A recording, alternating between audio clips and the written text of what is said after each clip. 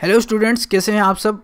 आज की इस वीडियो में हम बात करेंगे सीपीसीटी एग्ज़ाम के अंदर जो अनसीन पैसेज आता है उसके बारे में हम चर्चा करेंगे। उसको कैसे हल करें, कितनी जल्दी उसको हल कर सकते हैं और क्या तरीके होते हैं हल करने के, इसके बारे में हम बात करेंगे। यहाँ पर एक बात याद रखिए, कई लोगों के माइंड में सवाल आएगा कि भाई पैसेज में कौन सी बड़ी बात है, पैसेज तो सिर्फ पढ़ना है और उसका जवाब देना है। जैसे कि ये पैसेज आपके सामने मौजूद है, एग्ज़ाम के अंदर आया था, तो आपको सिर्फ इसको पढ़ेंगे और उसका जवाब दे देंगे। कोई भी दे सकता है, हाँ मैं मानता हूँ कोई भी दे सकता है इसका जवाब। अगर मैं आपको आधा घंटा दूँ हल करने को तो मुझे लगता है, मुझे उम्मीद है कि सभी सही सवाल जवाब दे देंगे इसका। लेकिन वहीं अगर मैं आपको 5 मिनट दूं तो हो सकता है कुछ लोगों को इसमें डिफ़िकल्टी हो पढ़ने में, इसका जवाब निकालने में। आपको सही जवाब देना है ये ज़रूरी नहीं है, ज़रूरी ये है कि आप उस जवाब को सही वक्त पर दें। मान लीजिए आपको मैं कम टाइम दे रहा हूँ उसको हल करने में, तो आपको और ज़्यादा टाइम चाहिए, तो आपको ये सीखना है कि आपको इसे जल्दी कैसे करना है। सही तो कोई भी कर सकता है, लेकिन जल्दी कैसे करना है, टाइम कम है तो उसको फटाफट कैसे आप कर सकते हैं। कुछ चीज़ें हैं अनसीन पैसेज को लेकर जो मैं आपको बताना चाहूँगा, जो शायद आपने नहीं सुनी होंगी या आपको ध्यान नहीं गया होगा। तो कुछ छोटी सी चीज़ें हैं, छोटी छोटी, उसको आप याद रखेंगे तो आप जल्दी से अनसीन पैसेज को हल कर पाएंगे। और जल्दी कैसे हल कर पाएंगे इसके बारे में मैं अपना तरीका बताने की आपको कोशिश करूँगा। ये जो पैसेज है ये 6 मार्च 2022 का है, फर्स्ट शिफ्ट का। तो आज हम इसको हल करेंगे और इससे पहले हम ये देखेंगे कि किसी पैसेज को आप कैसे हल कर सकते हैं। इस एग्ज़ाम में या किसी और भी एग्ज़ाम में अगर आपको पैसेज पूछा जाता है तो आप उसको कैसे हल करेंगे, उसको सीखने के बाद हम इसको लाइव हम हल करके आपको दिखाएंगे। आप देख रहे हैं एग्जामर। अगर आपका इंटरेस्ट है एजुकेशन और कॉम्पिटिशन एग्जाम्स में तो आप अपडेट्स पाते रहने के लिए चैनल को सब्सक्राइब कर लीजिए।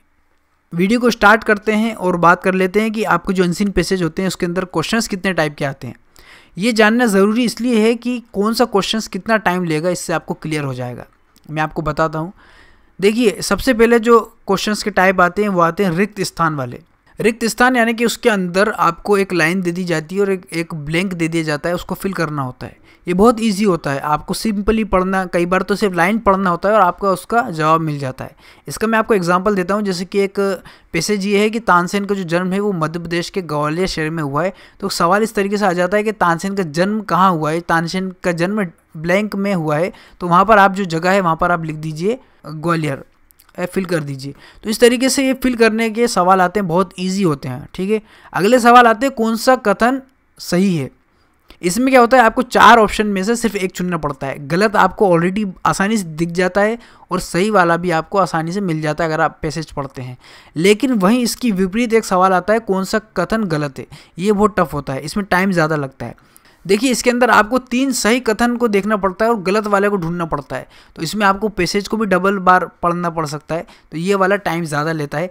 इसके बाद आपके पैसेज के अंदर सवाल आते हैं क्या, कब, कैसे, क्यों वाले। जैसे कि अभी मैंने बताया था आपको ग्वालियर में पैदा हुए, कब, कहाँ। तो इस तरीके के सवाल होते हैं, वो सिंपली होते हैं, ज़्यादा टफ नहीं होते, आपको सिर्फ देख कर ही उसको बता सकते हैं। और इसके बाद इस तरीके के सवाल आते हैं जिसमें आपको तात्पर्य, अर्थ या इसमें क्या होना चाहिए था, ऐसा क्यों हुआ, इस तरीके के सवाल आते हैं। ये वाले टफ होते हैं, इसमें आपको पैसेज में पढ़कर भी जवाब नहीं मिलता। इसमें आपको एक राय बतानी पड़ती है या आप उसका एक अर्थ बताना पड़ता है कि ये जो लाइन लिखी है या इन्होंने ऐसा किया तो उसका क्या तात्पर्य है। इस टाइप के जो सवाल आते हैं वो टफ होते हैं और टाइम भी ज़्यादा ले लेते हैं। अब बात करते हैं कि आपको पैसेज को हल कैसे करना है। तो देखिए, सबसे पहले आपको जो सवाल है ना उनको पढ़ना है, इसके बाद पैसेज पढ़ना है। यहाँ पर कुछ लोग कहेंगे कि पहले पैसेज पढ़ लिया जाए फिर सीधे सवाल हल कर दिया जाए। तो आप एक बात बताइए, अगर आप पैसेज पढ़ के सवाल हल करेंगे तो फिर आपको जवाब ढूंढने के लिए क्या पैसेज डबल नहीं पढ़ना पड़ेगा। इससे टाइम बचाने के लिए आपको पहले सवालों को पढ़ना है, ताकि जब आप पैसेज पढ़ेंगे तो आपको याद आ जाएगा कि ये सवाल में पूछा गया है। मान लीजिए 100% आपका जो पैसेज है उसमें से मात्र 20% ही क्वेश्चन में बनते हैं, तो बचा हुआ जो 80% है वो आपके काम का नहीं है। ठीक है, इसलिए आपको पहले सवालों को पढ़ना है, इसके बाद आपको पैसेज पढ़ना है। और याद रखिए, जब आप सवाल हल करें तो जल्दबाजी मत करिएगा, क्योंकि जल्दबाजी में क्या होता है कि कई बार जो एग्जामिनर होता है वो कंफ्यूज करने के लिए ऐसे टर्म्स यूज़ करता है कि आप गलत वाले को सिलेक्ट कर लें ऑप्शंस को। पूरे ऑप्शंस को पढ़िए और फिर उसके बाद आप जवाब दीजिए। तो अब हम सोल्व करते हैं हमारे एग्ज़ाम में जो पैसेज पूछा गया था उसको, जिसका नाम है पानी की कमी। देखिए जैसा कि हमने आपको तरीका बताया, पहले हम क्वेश्चन पढ़ेंगे फिर पैसेज पढ़ेंगे। तो लाइव हम इसको सोल्व करेंगे, इसमें आप थोड़ा सब्र रखिएगा, क्योंकि मेरी नज़र में जो पैसेज को पढ़ना एक बोरिंग काम है, हो सकता है आपके लिए भी बोरिंग हो, इसलिए थोड़ा सा आप पेशेंस रखिएगा, क्योंकि ये एग्ज़ाम में भी आएगा। थोड़ा सा आप मेरे साथ लाइव पढ़ेंगे तो आप अच्छा रहेगा आपके लिए भी। देखिए सबसे पहले हम क्वेश्चंस पढ़ते हैं। दुनिया में पानी की कमी से कितने लोग प्रभावित होते हैं, तो पहला उन्होंने क्वेश्चन पूछ लिया है। दूसरा है 22 मार्च के बारे में महत्वपूर्ण क्या है। यहाँ देखिए ये सवाल हमको क्लियर नहीं हो रहा है, तो हमें इसके ऑप्शंस पूरे पढ़ने पड़ेंगे। यहाँ पर हमको क्लियर हो गया कितने लोग प्रभावित होते हैं। अब हमें ऑप्शंस भले ही ना पढ़ें जल्दी में, लेकिन इसके हमें ऑप्शंस भी पढ़ने पड़ेंगे। इसमें क्या बोला है उन्होंने, महत्वपूर्ण क्या है, थोड़ा सा हमें इसका पढ़ना पड़ेगा। हो सकता है 3 ऑप्शंस महत्वपूर्ण हो, उनमें से एक ज़्यादा महत्वपूर्ण वाला को चुनना हो इस तरीके से। तो पहला ऑप्शन है जल दिवस के रूप में मनाया जाता है। दूसरा है संयुक्त राष्ट्र ने प्रति व्यक्ति प्रतिदिन आवश्यक पानी की मात्रा की घोषणा की। तीसरा है जल बचत दिन है। चौथा है पानी की कमी का दिन है। अब अगला ऑप्शन है देश के लिए पानी की 2.5 बाल्टी की अनुशंसा की जाती है। और चौथा क्वेश्चन है निम्नलिखित में से कौन सा पानी की कमी से संबंधित नहीं है। इसके पूरे ऑप्शन पढ़ने पड़ेंगे। नल में पानी नहीं आना, जनता द्वारा आंदोलन, पानी के लिए झगड़े, पर्याप्त पानी की आपूर्ति। पांचवा है पानी की मांग बढ़ जाती है जब लोग कतार में आते हैं गर्मियों के दौरान, पानी बचाने के लिए जब समाचार रिपोर्ट करते हैं। इस तरीके से हमारे सवाल हो गए। अब हम फटाफट अपना पैसेज देख लेते हैं। पैसेज पढ़ते हैं, मेरे साथ पढ़िएगा। आपको पूरा पैसेज पढ़ने की ज़रूरत नहीं है, आप उसे ऊपरी तौर पर फटाफट पढ़ सकते हैं, जैसे कि मैं आपको पढ़कर दिखाता हूँ। देखिए पृथ्वी की सतह पर 70% पानी से ढका है, 3% अच्छा पानी है, मानव यूज़ के लिए उपयुक्त है, पानी की कमी है और किसी भी क्षेत्र में पानी की ज़रूरत को पूरा करने के लिए जल संसाधन की कमी है। महाद्वीप और दुनिया भर में लगभग 2.8 बिलियन लोगों को प्रभावित करता है। ये हमारा पहला जो क्वेश्चन था उसका जवाब हमें मिल गया, 2.8 बिलियन लोगों को प्रभावित करता है। ये हमारा पहला जो जवाब इसका है हमें मिल चुका है। आगे बढ़ते हैं। 1.2 बिलियन से अधिक लोगों तक साफ पानी नहीं पहुंच रहा है। आपको शायद पता है कि 22 मार्च को हर साल विश्व जल दिवस के रूप में मनाया जाता है। ये हमारा दूसरा जवाब हमको मिल गया। ये हमारा दूसरा जवाब हमको मिल चुका है। अब हम बढ़ते हैं आगे। क्या आपने कभी घर या काम के स्थान पर पानी की कमी को महसूस की है? क्या आपने पानी बर्बाद करने की सलाह दी जानी चाहिए? इसमें कोई आश्चर्य नहीं है कि पानी के संरक्षण के महत्व की ओर लोगों का ध्यान आकर्षित करने के लिए हर साल जल दिवस मनाया जाता है। संयुक्त राष्ट्र द्वारा पीने, धोने, खाने पकाने, उचित स्वास्थ्य बनाए रखने के लिए अनुशंसित पानी की मात्रा प्रतिदिन प्रति व्यक्ति कम से कम 50 लीटर है। यह मात्रा प्रतिदिन प्रति व्यक्ति पानी की 2.5 बाल्टी है। यह हमारा अगला सवाल का जवाब हमको मिल गया है। प्रति व्यक्ति प्रतिदिन कितना है? 2.5 बाल्टी है। आगे बढ़ते हैं। क्या आपके परिवार को कम से कम इतना पानी मिल रहा है? यदि हाँ तो आपने भाग्यशाली मानना चाहिए कि हमारे देश में लाखों लोगों को पानी मिलता है। क्या उन्हें पर्याप्त पानी की आपूर्ति मिलती है?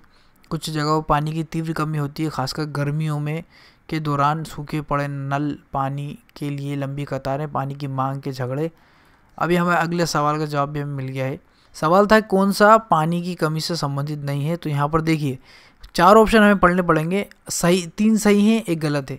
नल में पानी नहीं आना, जनता द्वारा आंदोलन, पानी की झगड़े, ये पानी की कमी है, लेकिन पर्याप्त पानी की आपूर्ति ये इससे संबंधित नहीं है। इसका ये आंसर हो गया। अगला सवाल था कि पानी की मांग कब बढ़ जाती है। तो इसका आंसर हम हो गया हमारा गर्मियों के दौरान।